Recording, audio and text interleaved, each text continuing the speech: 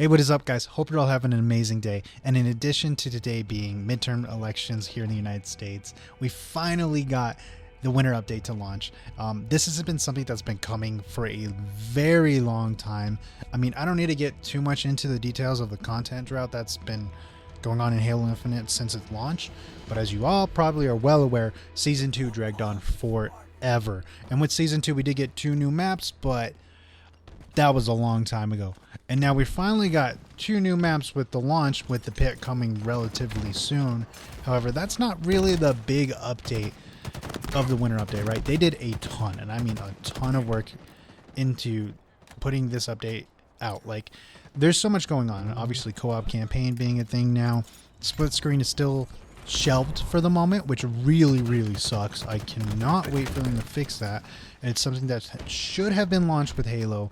343 knows that, everybody knows that, but we carry on for the moment, right? But we finally did get co-op campaign. Obviously, there has been a ton of buffs and nerfs for a lot of weapons in the game. As primarily a team arena player, right, ranked arena player, I am a little bit upset with the nerf from the battle, or for the battle rifle.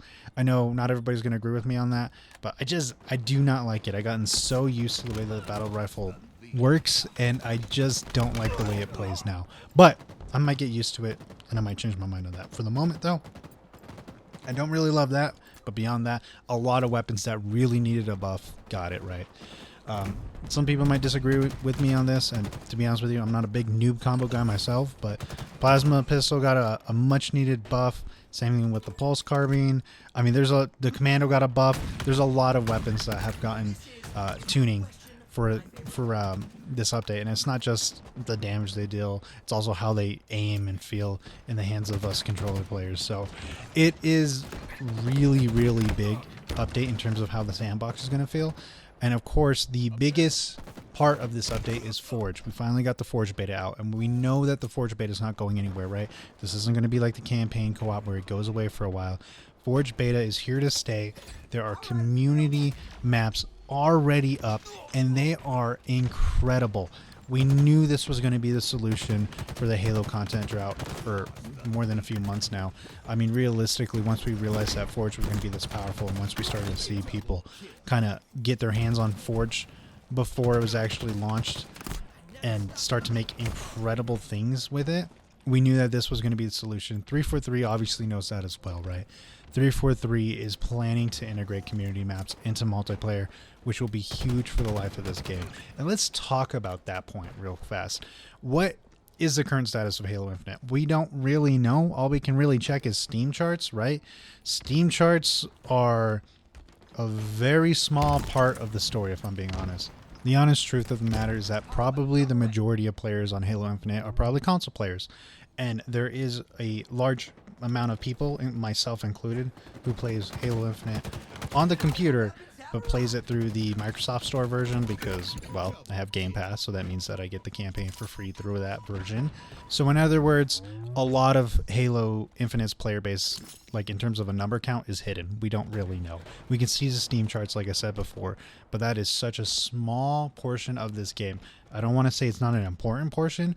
I mean, I think honestly quite the opposite. I think the Steam player base is super important to the future of Halo, especially on PC, but it is in no way a good measurement for the actual total number of players on Halo Infinite currently, or even in the last 30 days or whatever, right? It tracks Steam, that's obvious, but it doesn't track the total player base. And with a game like Halo Infinite, it's pretty much assumed that the majority of players are actually not on Steam, especially if you're considering console, right? Well, obviously if you're considering console, that's probably where the majority of players are currently. So that's not to say that Steam charts are useless. I think quite the opposite. I think it's actually provides a really good insight in returning players, as well as the drop off of players for Halo Infinite, particularly the drop off of players over the past year.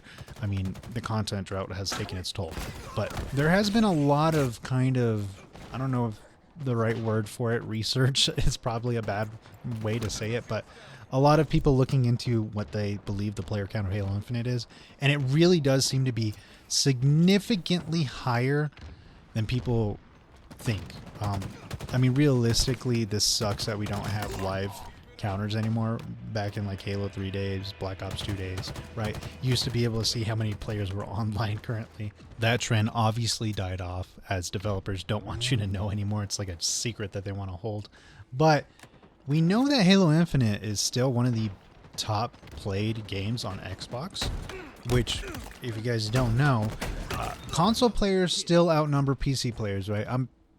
I own all consoles. I own the PS5 and the Xbox, so I'm not hating on it.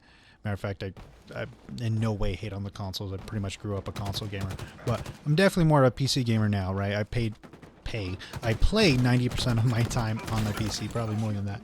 But with that being said, it is still known that there are more console players than there are PC players, and Xbox may not be the most popular console out there. I think the PS5 definitely beats it out in terms of popularity, but it's still massive. There's a huge player base out there on console, and considering that God, I cannot talk. Halo Infinite is still one of the top played games regularly on Xbox.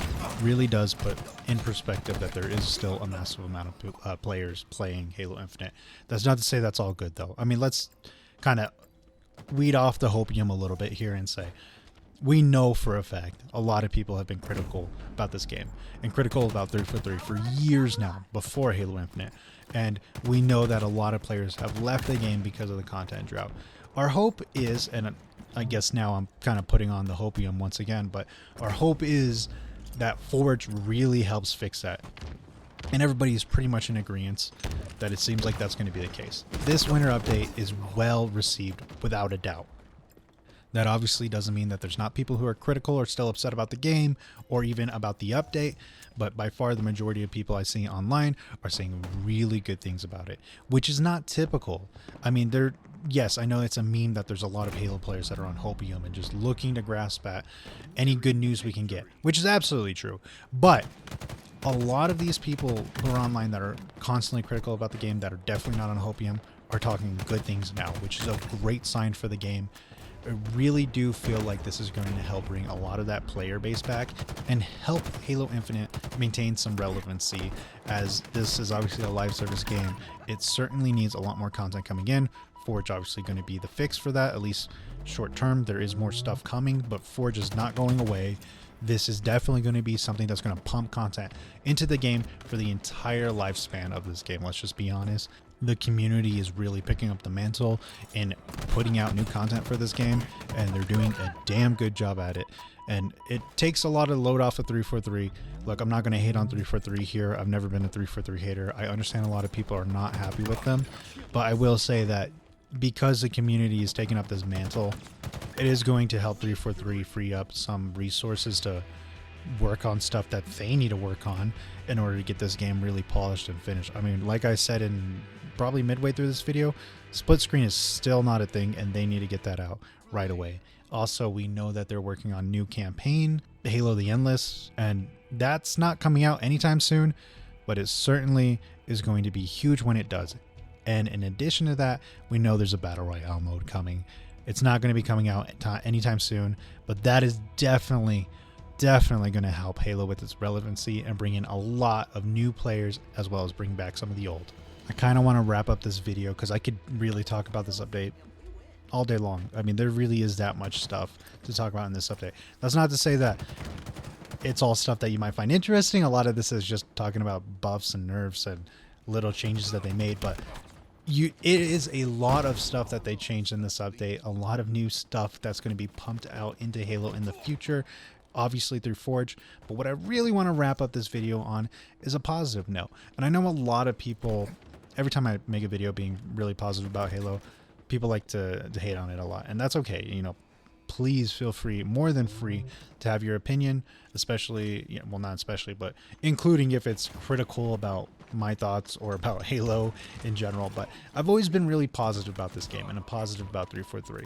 I think a lot of things have changed with 343. Obviously, a lot of leadership is changing, and a lot of new content is going to be brought into this game, which is going to be huge for, well, both us fans as well as 343. I'm going to end this on a note of hope and happiness, I guess, right? The hopium's here for the moment. It might go away. There might be some bad news that comes out later on, but for the moment, this is a big win for Halo and 343, and for us fans especially.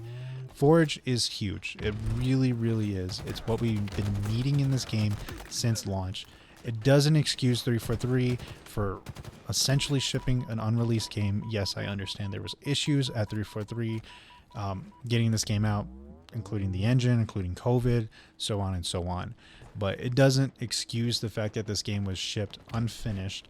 There is a lot of new stuff coming out around the corner.